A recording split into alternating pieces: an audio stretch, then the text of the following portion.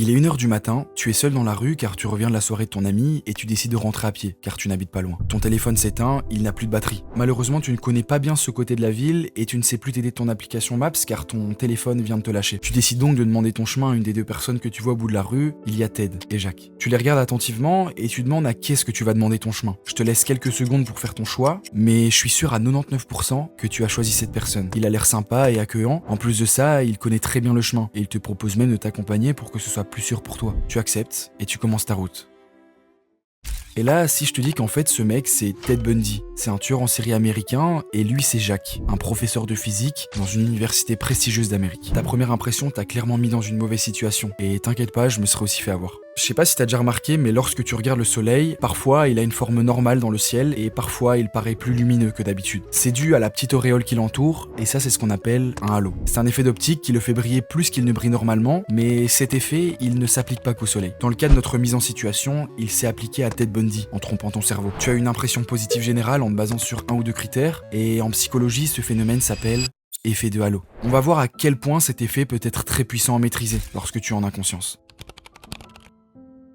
L'effet de halo, qui est aussi appelé effet de notoriété ou effet de contamination, est un biais cognitif qui affecte la perception des gens. Pour t'expliquer ce qu'est un biais cognitif, c'est une erreur de jugement automatique que notre cerveau fait sans qu'on s'en rende compte. Cette perception se base sur la première impression que notre cerveau construit lorsqu'on rencontre des gens. Je suis sûr que tu as déjà rencontré quelqu'un qui n'était pas du tout la personne que tu avais imaginée au début. Cela a pu être dans un sens positif ou négatif. Eh bien ça, c'est exactement à cause de l'effet de halo. C'est un phénomène qui a été mis en évidence par Edward Thorndike, un psychologue américain en 1920. Il a mis en place une expérience au sein de l'armée, donc imaginons que nous avons 4 soldats, le premier, le deuxième, le troisième et le quatrième, et les supérieurs de l'armée devaient les évaluer en fonction de leur apparence, de leur intelligence, du leadership, de la loyauté ou encore de la discipline. Chaque qualité était jugée indépendamment des autres. En analysant tous les résultats obtenus, notre cher Edward s'est rendu compte de quelque chose de très surprenant. Les personnes belles, propres, obtenaient automatiquement de meilleures notes sur les aspects comme l'intelligence, le courage, sans que les supérieurs n'avaient eu vraiment de preuves valables. Et les moins beaux, moins propres, obtenaient de moins bonnes notes.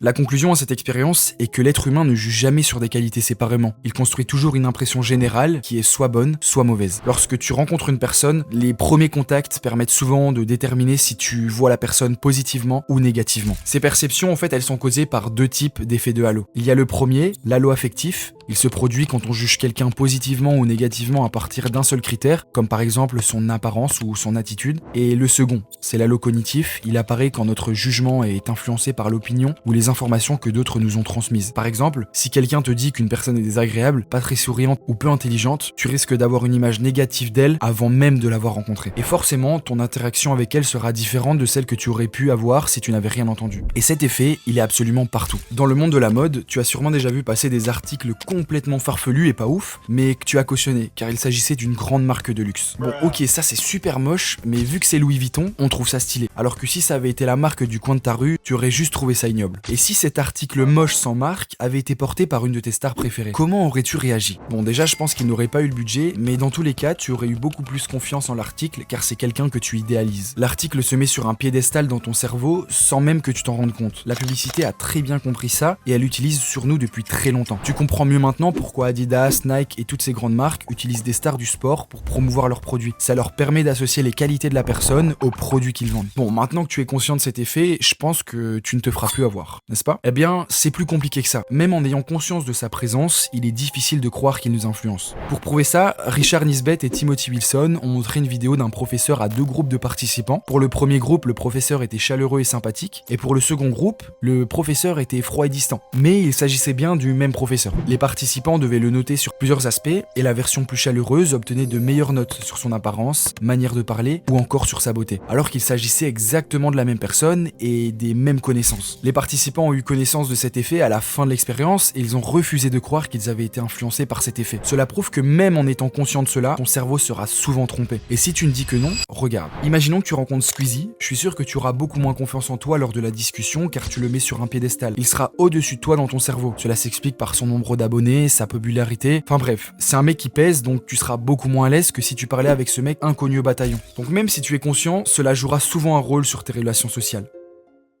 Bon, depuis le début de la vidéo, j'ai parlé de l'effet que cela avait sur toi, mais cet effet, tu peux aussi très bien l'utiliser à ton avantage. Ta première impression peut être une réussite et te permettre d'accomplir tes objectifs beaucoup plus facilement. Maintenant que tu as compris le fonctionnement de ce biais cognitif, il y a certaines situations dans lesquelles cela pourrait jouer en ta faveur. Par exemple, si tu es arrivé jusqu'à ici dans cette vidéo, c'est parce que j'ai réussi à garder ton attention jusqu'à maintenant. Avec une petite intro accrocheuse, j'ai tenté de faire quelque chose de bien pour qu'inconsciemment tu te dises que la suite allait être de bonne qualité. Et je t'ai eu. Bon, après j'espère quand même que tu kiffes et que tu apprends des choses. Et n'hésite pas à mettre un like si tu apprécies le travail. Bref, revenons à notre situation. Si imaginons que tu recherches de l'emploi, tu as sûrement déjà entendu que les premières secondes d'un entretien étaient souvent les plus sacrées. Faire bonne impression nous donne beaucoup plus de chances de réaliser une bonne performance car cela nous place sur un piédestal dans le cerveau de notre recruteur. C'est pourquoi il faut toujours utiliser cette première impression à notre avantage. Lorsque tu rencontres des gens, lorsque tu te présentes devant un groupe, le fait d'être souriant, confiant, bien habillé, ça va t'offrir une image dans la tête des autres qui sera souvent positive. Tu seras vu comme quelqu'un de plus attirant, plus intelligent, et si par tout hasard la fille qui t'attire se trouve dans ce groupe-là, tu as tout gagné en renvoyant cette image positive. Il est très important que tu ne parles jamais négativement de toi dans les premiers mots, car ce sont souvent ceux-là qui bâtiront ta première image et qui feront ta première impression. Imagine que je te présente devant un de mes amis et je lui donne 5 caractéristiques sur toi en disant « Ce mec, tu verras, il est trop cool, en plus il est intelligent, beau, mais juste parfois il râle et il est embêtant. » Et maintenant, si je te présente en disant « Tu verras, ce mec, il est embêtant, râleur, mais il est beau, intelligent et trop cool. » La deuxième façon de te présenter ne va pas percuter de la même manière dans la tête de mon ami. Il aura une image de toi plus négative alors qu'il s'agit des 5 mêmes mots, mais on a commencé par du négatif dans la deuxième situation. Donc toujours commencer par des éléments positifs dans tes discours. Cet effet peut aussi être appliqué dans plein d'autres domaines du quotidien. Par exemple, si tu lances un projet, une marque ou même une chaîne YouTube, soigner ton image de départ va créer une impression positive qui influencera la manière dont les gens perçoivent ton travail. Tout cela contribue à donner le sentiment que ce que tu fais est de qualité, même avant que les gens aient vraiment pris le temps de s'y intéresser. Et c'est pareil dans la vie sociale. Ton énergie, ta posture et ton regard en disent souvent plus que les mots et les gens se font une opinion de toi en quelques secondes. C'est cette opinion qui va colorer tout ce qu'ils verront de toi ensuite.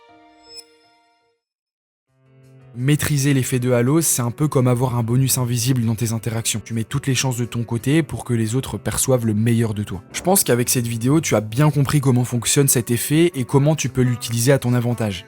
Mais il est tout aussi important d'apprendre à en être conscient et de ne pas se laisser piéger. Beaucoup de personnes dégagent une image qui influence notre jugement, et c'est pour ça qu'il faut parfois prendre un peu de recul sur nos premières impressions. Dans tes relations sociales ou amoureuses par exemple, essaye de ne pas idéaliser quelqu'un trop vite. Derrière une première impression positive, il y a toujours des nuances à découvrir. Prendre le temps d'observer et de mieux connaître les gens te permettra d'avoir des relations plus sincères et équilibrées. Tu peux te servir de cette connaissance pour mettre en avant le meilleur de toi-même lors d'un entretien, d'une vente ou d'une rencontre importante. Tu arriveras plus facilement à atteindre tes objectifs en dégageant la meilleure version de toi-même. L'effet de halo, c'est un peu comme une lumière, elle peut t'éclairer ou t'aveugler. À toi de choisir comment tu l'utilises.